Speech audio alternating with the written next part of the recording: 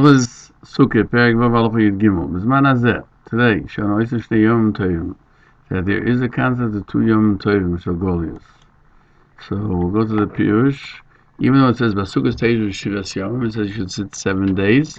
In Chutz La'aretz, there's a suffix, maybe the 8th day is the 7th day, and therefore you have to do 2 days, the 8th and the 9th. And you do. And Shmini Atzeres comes out to be the 8th and the 9th days. And the 8th day, which is the first day of Shmini Atzeres, they sit in the Sukkah because maybe it's the 7th day of Sukkot, but you don't make a bracha of Leisha B'Sukkah because of the suffix. The Magen Mishnah cites Sukkah Mem Zayin Amud Aleph 47a, V'chein Tumtum. Somebody when we're not sure whether he's a male or female because his private parts are covered, and androgynous, so an androgyne that he has both male and female private parts. They never make a bracha of Leisha B'Sukkah, because we only obligate them because maybe they're males, but women are potter because a sukkah is a positive commandment which is time regulated, and therefore they don't make a bracha misofik because they might be women. The Mishnah explains that just like on Shmini Atzeres, everyone sits in the sukkah, they don't make a bracha. So too, tumtum androgynous, they have to sit in a sukkah misofik, but they can't make a bracha. The Rebbe is masik. I see that women are potter because it's a part of the commandment, and which is not time delineated, and so they have permission to do it. But they can't make a bracha. But not everybody agrees with that because Rae Gann says if they want to keep the mitzvah, they can make the bracha. Rambam writes, women, slaves, and minors, not of mitzvah age, are not obligated to put tzitzis on tzitzis min ha-Torah. Noshim avodim k'tanim, and noshim, women, and avodim k'tanim, that their obligations to do mitzvahs is only like women. They're part from mitzvahs, from a positive commandment that is time regulated, that they wanted to put on tzitzis, they can do so without a bracha. And so all the mitzvahs, positive commandments, that women are not obligated, if they wish to do so, they do it without a bracha, and we don't stop them. However, and a tumtum and androgynous are obligated in all of them because we're in doubt. Therefore, they don't make a bracha either. The other two, the Rambam dissents, and he says that according to Rae Gann, they can make a bracha when they keep the mitzvah shazman groma. And he brings proofs and sources. Thus, according to Rae Gann, women can make a bracha mitzvah shazman groma, even though they are not obligated to the mitzvah. And certainly a tumtum androgynous, that there the suffix is maybe they are males, they definitely can make a bracha. The Rebbe continues to dissent, and he says, and I see from the words of Rova, who says in Shabbos 23a, he says, why by Dmai, which the Chacham said you can't eat it without taking Maisa, and you can't eat it because there are some Amatzim that do not take off Maisa. You have to do so, but even when you do so, you don't make a bracha. Because the majority do so. But it would seem that if that was not the case, Mesveikev would be a doubtful question. Then it would be liable for a bracha because it would be a suffix of the Torah, which we require you to do so, and because we always are stringent when we always are obligated to do a deraisa when it's doubtful.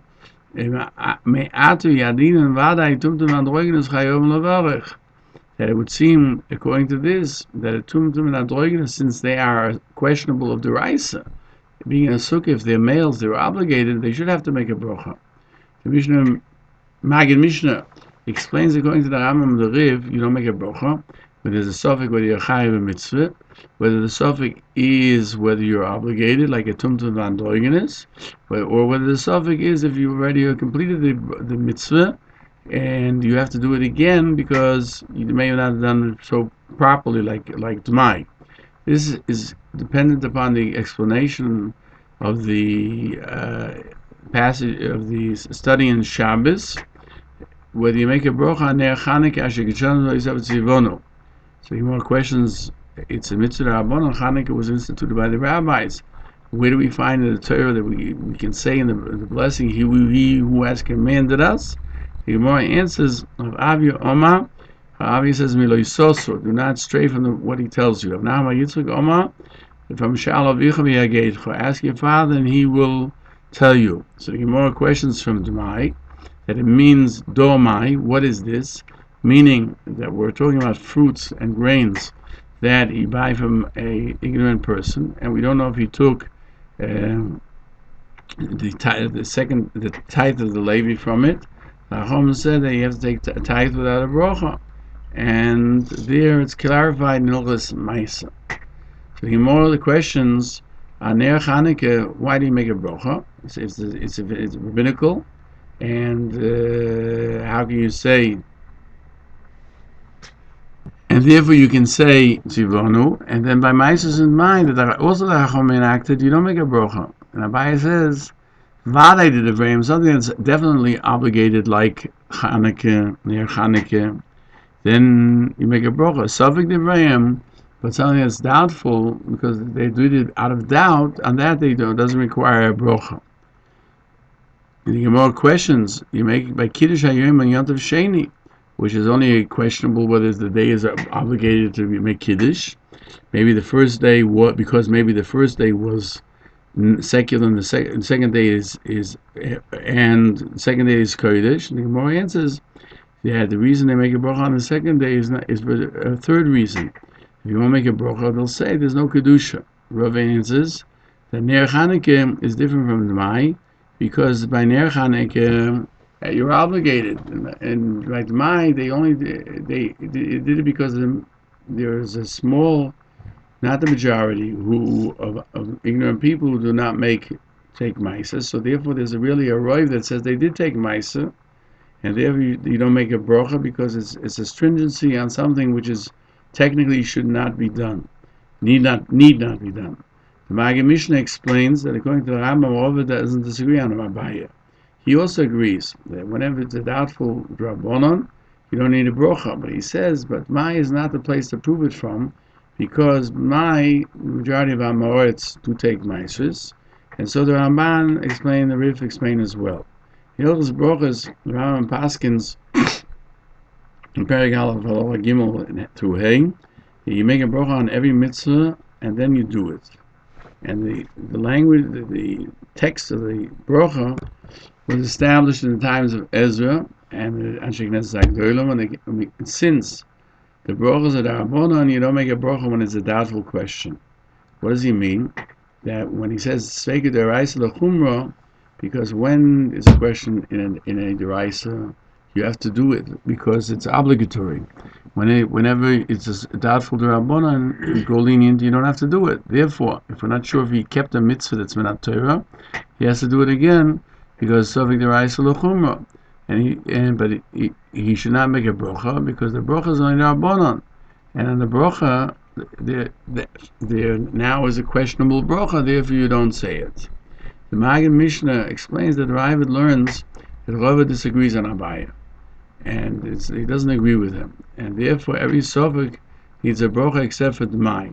Why? Because most ignorant people do take Ma'aser, and therefore he disagrees that only according to Abaye, on a doubtful Rabbanon you don't make a brocha. But according to Rava, even by other mitzvahs, when you're in doubt, since you have to do it because it's a subject deraisa l'chumra, you would make a brocha. And therefore, the Rav is of the opinion that according to the Rava, tumtan androgenes, you have to make a brocha because you are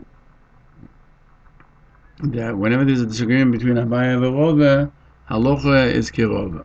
He adds furthermore, the Rashba questions if Rava disagrees with Abaye and the halacha is kirova, Because on every suffix b'mitzvah deraisa tzor levorech, or Abai will admit that on a suffix you don't need to make a brocha.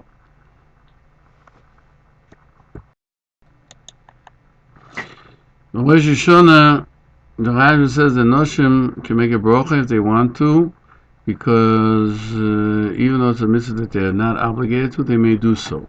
Furthermore, the Machon Nesher cites in the Shofar from the Rashba, the Rishonim, the early commentary said that even women are potter, they can blow shofar and make a brocha, and that's the custom. And he adds that it doesn't seem so from Hilchos Sukkah by us. If the Rashba would be the opinion that Noshim make a brocha on mitzvah shasman gromo, that on a mitzvah positive commandment which is time delineated, certainly a tumtum androgynos would make a brocha, because it could be that they're obligated in the mitzvah. Kesem Misha says the reason that they don't make a brocha on the Shmini Atzeres and the Sukkah is not because it's doubtful, because if that would be the case, you don't make a brocha on the second day Shechion because it's doubtful. Why shouldn't you make a brocha Leisha B'Sukkah on the doubt? Elo, to begin with, they enacted it so. Beyond the Sheni of Chutz La'aretz, you only make a brocha misafik. And even if even today, that when they know that it is the correct day, you keep 2 days and you make a brocha because of the second day, because of the minig avisein b'yodeinu. It's a custom of our forefathers in our hands. But with Tum's Androgynes, there was never an enactment to make a brocha to obligate them with the mitzvah aseh shazman groma, with any commandment which is positive, commandment which is time delineated. Right? To us, they said within Torah they're obligated from suffix, and suffix deraisa they're obligated. And since they're obligated, since it's a doubt, therefore, even though they're obligated, they don't make a brocha. The doubt is not what causes the brocha; it's how they enacted when you say a brocha. Kesem questions. Even on Pesach, you make 2 days, the second day under Sheni, you make a brocha on Sfiras Ha'im on the second night, because it's the day after Shabbos, and then after Yontif, we're not concerned that they'll say, well, if you're saying it's the second day of Pesach, then how can you may say it's the first day of Pesach? And why there don't we say the conflict? So he says here they're afraid that a person will become to be lax, and that the cup that he makes the kiddush on Yontif on Shmini Atzeres, he'll make leishe b'sukkah. But Sfiras Ha'im has nothing to do with the Kiddush HaYom. Therefore, there's no contradiction in the actual time that he's doing it. Furthermore, he answers that since that we know what day is actually the day, we know when the 15th of Nisan is, even if Chutz La'aretz, since Sfiras Ha'im is deraisa, and you can't push off a brocha because maybe because of Kiddush Yom Sheni, which is only enacted in the Rabbanon, or is a custom. And he says that they didn't make a brocha, take the lulav without a brocha on Shmini Atzeres misofik. Maybe it's the 7th day of Sukkot, because just like when he sits in the sukkah without a brocha, because taking a lulav outside of Yerushalayim is only outside of Yerushalayim. Minat Torah is only obligated on the first day. But the other days of the festival, you take the lulav midrabanan. Therefore, they weren't stringent to take it on the 8th day, because it's the suffix derabanan on the 8th day, and it's the kula. Whereas the sukkah is deraisa. The Kesem Mishnah explains, Sfiras Ha'im is deraisa today, and the Bir Halacha cites that there's with this regard a disagreement of Rishonim. The Rae is of the opinion that you don't make a brocha leisha b'sukkah on Shmini Atzeres, so that you shouldn't degrade the second day of Yontif, and they'll do actual malacha which you're not allowed to do, even though on the suffix of the Reim of the Rabbanan you do make a brocha. And so Rabbeinu Menachos is the same opinion. And he adds another reason why you don't make a brocha, because it's in doubt, and you don't make a brocha on a doubt. And he questions they should take a lulav without a brocha, just like the Kesem Mishnah asked, and the answer is that Sukkah has a source in the Torah all 7 days. Therefore, they made an enactment that on the 8th day you should continue to sit in the sukkah. But Lulav, which today is only a commemoration of the Beis Hamikdash, where you had to bring it for 7 days, you had to take it every day. They did not enact to take it on the 8th day, like the Teretz of the Kesef Mishnah. The Lachamisha is of the opinion in the Rebbe that you don't make a bracha on Shmini Atzeres on sitting in the sukkah because of 2 reasons. Because they contradict each other. You can't say Kiddush and there's Shmini Atzeres and say Leisha Basukkah and there's the 7th day. Besides the Rif, if he says Leisha Basukkah, he cannot say Yom Shmini Atzeres because that's a contradiction. The Mishnah questions. The Rif is of the opinion, like the Rambam, and Sofik Ein Levorich. On Sofik you don't make a bracha. And so the Ran writes in Perik Bameh Malikin that that's the opinion of the Rif, that on a doubtful thing you do not make a bracha. Why does he tell us that? The reason is because there is a contradiction between the 8th day to sit in the sukkah, to that concept of sitting in the sukkah. And he answers that we should have made a bracha, so people should not be lax in keeping the 2nd day of Yom Tov. And if they'll say you should say Leisha Basukkah and they will make Kiddush and say Shmini Atzeres, I'll answer you. Since he's sitting in the sukkah, there is a sign that there's still a suffix. If today is the 7th day, it's enough. The very fact that he's sitting there.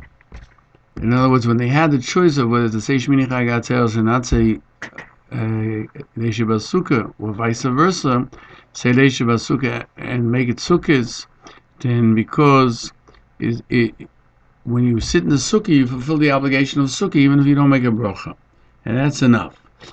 But if we'll push off saying Shmini Atzeres, we don't have any recognition at all about anything. It looks like it's sukkahs, definitely so. And he adds that since we know when the month is, what day of the month is, so we say Shmini Atzeres. You don't make a bracha Leisha Basukkah, so it shouldn't seem as if you are denying the fact of Shmini Atzeres being that day. Shulchan Aruch in 668 says, "Leil Shmini Atzeres and Chutz La'aretz you eat in the sukkah at night and by day, because it's a questionable whether it's the 7th day. But you don't make a bracha Leisha Basukkah, but you make a bracha Shechianu." The Mishnah Berurah cites the Magen Avraham that after the morning meal, the meaning of the people was that they leave the sukkah and they go back to the house.